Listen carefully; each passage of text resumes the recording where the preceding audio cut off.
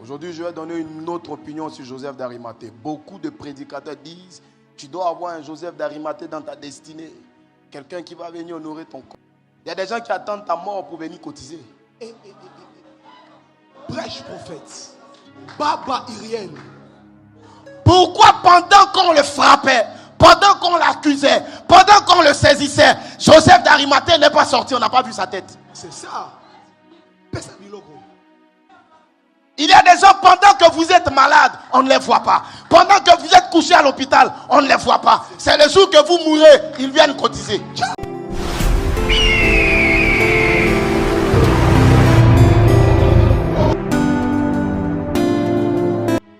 Et il demande à boire, on lui donne du vinaigre. Il meurt, on l'enlève et on l'enterre. C'est Joseph d'Arimathée qui demande à ce qu'on l'enlève ou qu'on l'enterre. Aujourd'hui, je vais donner une autre opinion sur Joseph d'Arimathée. Beaucoup de prédicateurs disent, tu dois avoir un Joseph d'Arimathée dans ta destinée. Quelqu'un qui va venir honorer ton corps. L'une des plus mauvaises et des pires personnes qui a marché avec Jésus, c'est Joseph d'Arimathée. Ouais? Oui. Joseph d'Arimathée est arrivé au moment où il est déjà mort. Il y a des gens qui attendent ta mort pour venir cotiser. Prêche prophète. Baba Iriel. Pourquoi pendant qu'on le frappait, pendant qu'on l'accusait, pendant qu'on le saisissait, Joseph d'Arimathée n'est pas sorti, on n'a pas vu sa tête? C'est ça. Il y a des gens, pendant que vous êtes malade, on ne les voit pas. Pendant que vous êtes couché à l'hôpital, on ne les voit pas. C'est le jour que vous mourrez, ils viennent cotiser. Bayate.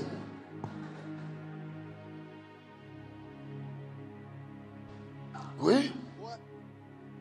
Il y a des gens, pendant que vous avez des problèmes, vous les appelez, ils ne répondent pas. Vous avez besoin d'argent, le bailleur veut vous mettre dehors, vous les appelez, ils ne répondent pas. On vous met dehors, vous dormez peut-être à l'église ou dans la rue, ils ne répondent pas. Le jour de vos funérailles, c'est là qu'ils pointent. Et les gens viennent dire que Dieu t'envoie un Joseph d'Arimathée. Moi, je n'en veux pas. Ils ne viennent pas. Je ne veux pas de Joseph d'Arimathée. Je ne veux pas de Joseph d'Arimathée.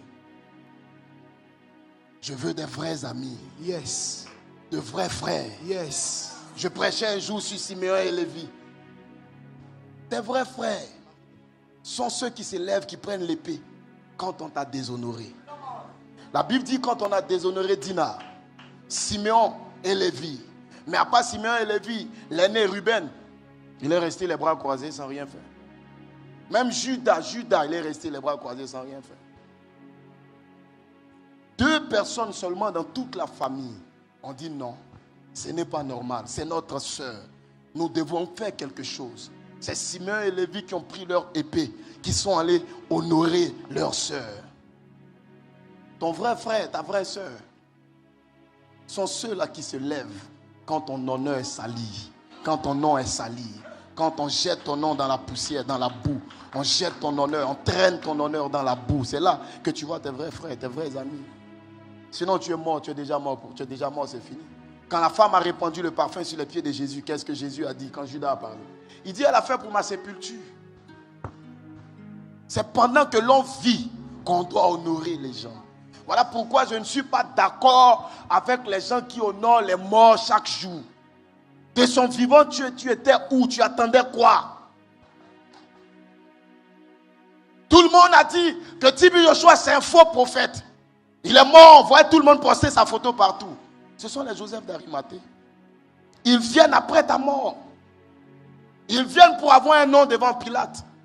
C'était juste pour avoir un nom devant Pilate que Joseph d'Arimathée l'a fait. C'est tout. Que Dieu remplace tous les Joseph d'Arimathée de ta destinée. Amen. Que Dieu t'envoie des Siméon et des Lévi. Yes. Des Siméon et des Lévi. Yes. Si tu dis Amen, tu reçois cela. Amen. Alléluia. Amen. Et on prend le corps, on l'enterre, on l'ensevelit dans une grotte. Un jour, est passé. Le deuxième jour est passé. Et le troisième jour, excusez-moi de vous prêcher encore la résurrection, parce que c'est toujours un message d'actualité. Il sera d'actualité jusqu'à la fin du monde. Le troisième jour est passé. Et la Bible dit que quand les femmes sont entrées, quand elles sont entrées dans le tombeau, voici un fait qui m'a marqué. Voici un fait qui m'a choqué. Parce que quand Jésus est mort, quand on l'a enseveli, on a mis une serviette pliée à sa tête et une serviette pliée à ses pieds. Quand elles sont entrées, elles n'ont pas vu le corps, mais elles ont vu les deux serviettes pliées. Celle à ses pieds et l'autre, l'une à ses pieds et l'autre à sa tête. Quand vous entrez dans une maison et que la table est dressée, que les serviettes sont encore pliées, cela veut dire que le repas n'a pas encore eu lieu. Et si le repas n'a pas encore eu lieu, ça veut dire qu'on n'a pas encore commencé à manger. C'est maintenant qu'on va faire la table. C'est maintenant que l'histoire va commencer.